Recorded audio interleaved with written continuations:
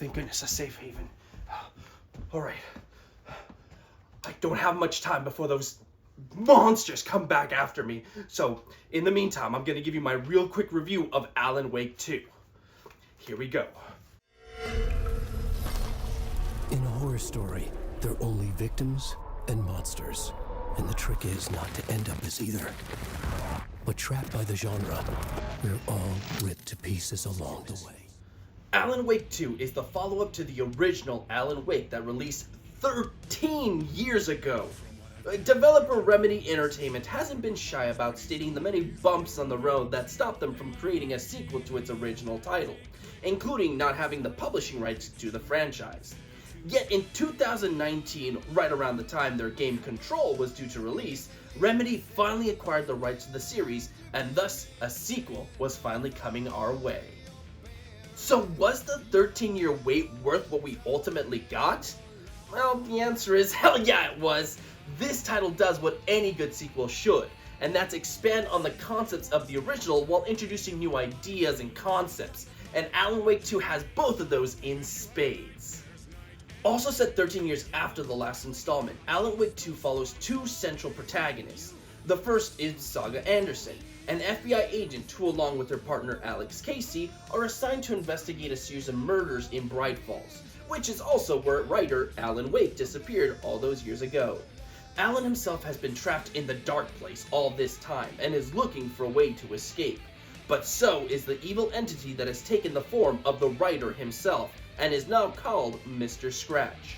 As Alan and Saga continue their individual journeys, they come into constant contact with one another and must stop Mr. Scratch from escaping and turning everyone into the world into, well, Taken.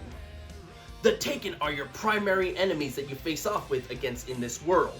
Their corporeal form is immune to most physical attacks, so you have to stun them with lights before you're able to take them out with more traditional means.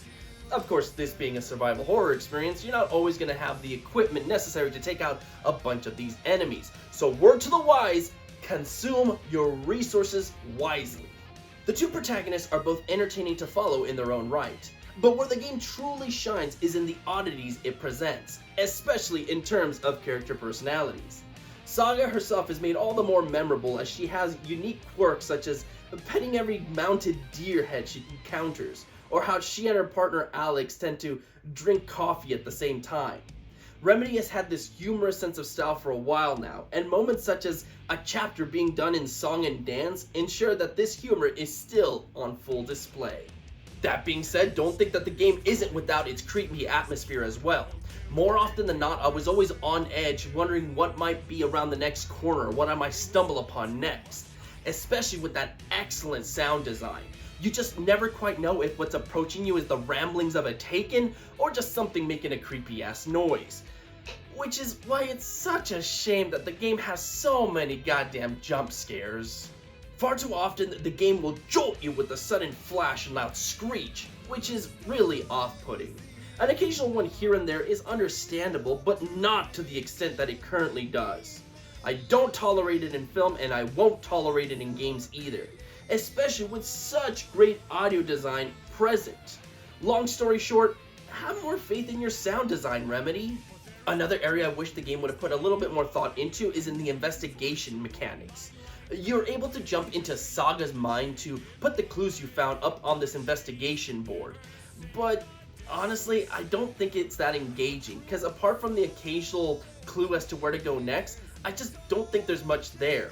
A lot of the times I had the clues, I would just randomly post them up on the board to see what's stuck. And as the game already spells out what's happening around you at all times, there really just isn't much more to it than that. Alan has a similar mechanic where he's able to transform the world around him based on the writings he thinks of. This is much more interesting as it creates a puzzle where you have to fit the right scenario to the environment in order to move forward. Granted, there's not a lot of thought that's needed in these areas, but the transformation is interesting, and I was compelled to go back to previous places just to see how the area would transform when switching up the plot. Apart from that, the game really is running at full steam. There was one time that Alan loaded into the environment with that kind of stiff animation that some people have been showing off in these random clips, but it was easily fixed and it didn't impede my progress in any way.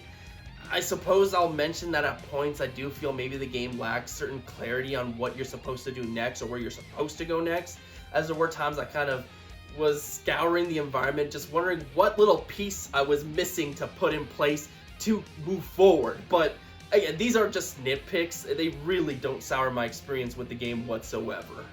Alan Wake 2 is everything it needed to be.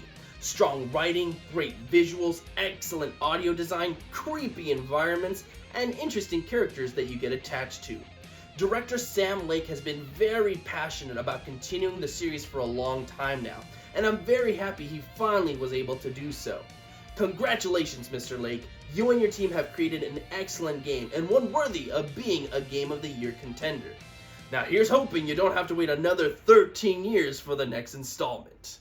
Shining a light on the score, I give Alan Wake 2 a 4.5 out of 5, with a recommendation to buy it, which is good seeing as you can't actually rent it since there's no physical copy of the game. A problem in its own way, but let's not dive into that today. As a side note, if you're wondering if you should play the original title to make sense of what's happening in this new one, I do recommend you be somewhat familiar with it, as there are a lot of callbacks to that original game. But even if you don't, or like me, can't remember large chunks of it since it's been so long since I last played it, you can still get through this one just fine.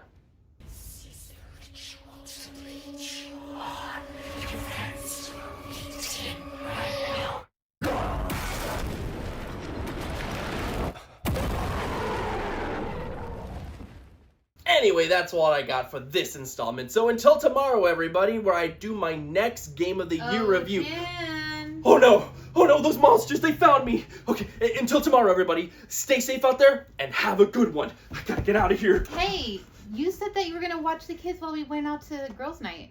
Ah! Oh, hell no, you did not just try to blind me. Ah!